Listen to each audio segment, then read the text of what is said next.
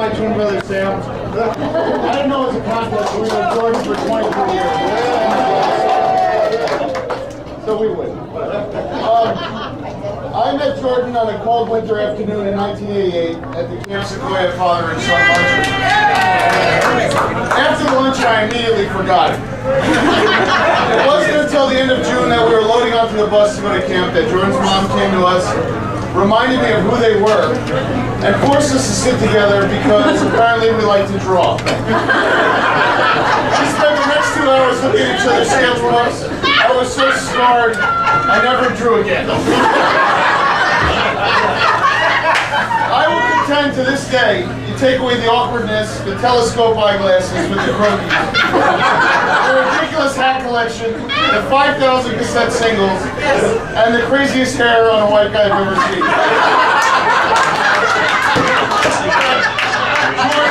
Jordan is literally the coolest guy I know. As you all know Jordan's personality, it wasn't a rarity to see a visiting counselor or friend karate kick a dining room door into Jordan's face and watch him fly in the air and plunge to the ground. The whole time I was laughing hysterically, except he never seemed to need my help. He seemed to love every second of it. At 16, we went whitewater rafting and the two of us fell out of the rapids. I was drowning. I felt somebody grab my jacket and pull me to safety. I thought it was Jordan. Turns out it was a bunch of 12-year-old girls.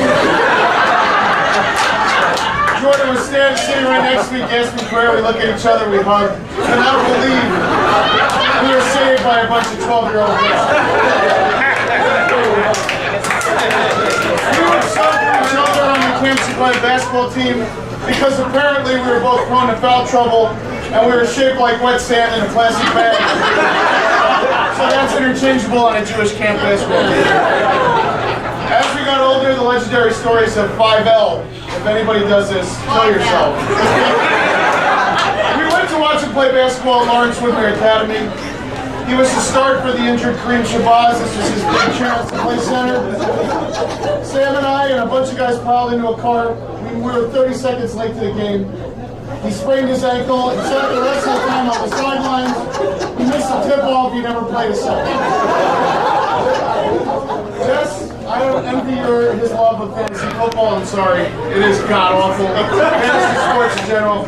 The Sequoia Fantasy Football League started on a simple premise. The winner of the league gets to put the loser of the league into any wrestling hold they wanted. Why? Because Jordan insisted that all those holds didn't look like they hurt. So there was no money. All anybody wanted to do was win and put Jordan in a wrestling hold. Jordan's brashness and confidence had him wind up finishing dead last. He was put in the camel clutch in front of 6 grown men crying with laughter.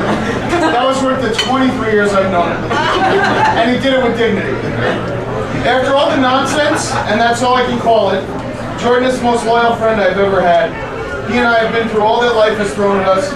I've always remembered any experience in my life, Jordan has been in it. He's folded into the fabric of my family. He's assimilated himself into every part of my adult life. I know Jess loves him. I see it when they're together. Jess has the same strong heart and personality, and everybody wants to be around the both of them. It's an honor to be able to share this part of their life with them. They're great together, and I hope you can enjoy the same happiness that you both have brought to me.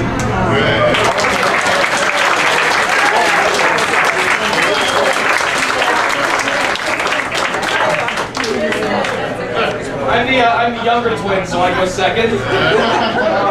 Because we're twins, we think the same. So instead of writing the exact same thing like Josh wrote, I'm actually going to speak to Jess's parents who I've never met. But I think as a fellow parent, I think we can speak at the level here. One of the most crucial aspects of allowing your fine Jewish daughter to marry is security. I can assure you that Jordan will always place Jess's safety as his highest priority. How do I know this? Well, she already survived his Flatbush Avenue apartment. For those of you unfamiliar with this lovely Brooklyn pied-à-terre, allow me to describe it. I fondly recall the heady days of 2003, when the area surrounding the last stop of the 215 train was perhaps New York City's only de-gentrifying neighborhood.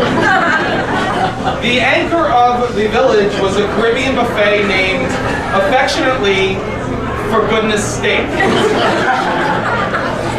A soon-to-be-built Target near Brooklyn College, and a host of bodegas and dollar stores run by such neighborhood characters as Timmy the Trini and Puerto Rican Steven.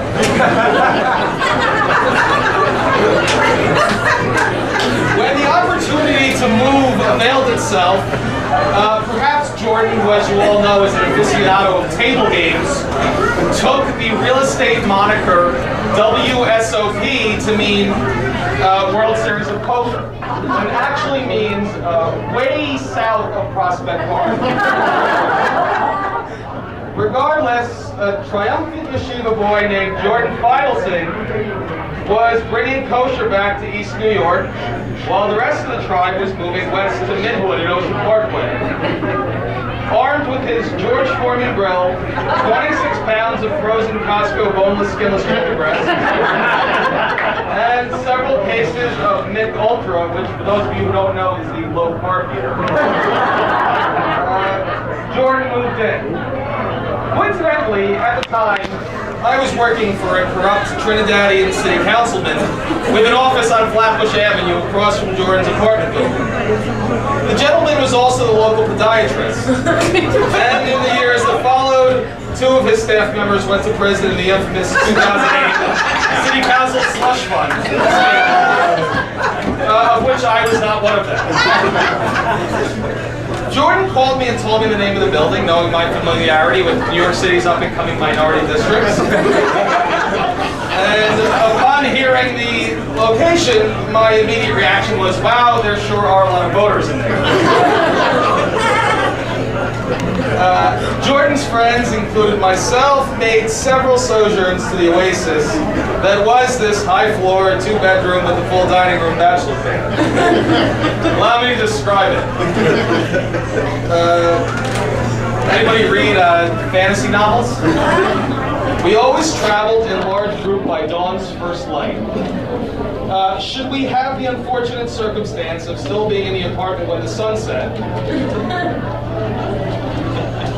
we would make a homemade petrol bomb and throw it to one side of the street, and then as a distraction, and then run full sprint to our cars. Allowing ourselves a cleansing breath only when our vehicles reach the relative safety and familiarity of the Belt Park. We vowed to never leave a man behind, but alas, we took a casualty or two. We miss you, Coach Becker, but we're glad to see Bessie made it. Yes, Mr. and Mrs. Gaiman, they say war changes a man. Well, obviously this war made Jordan a better man.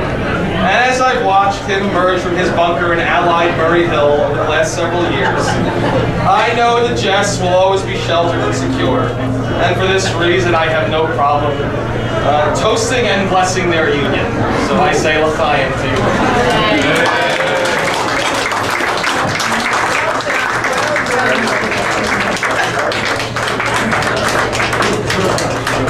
you.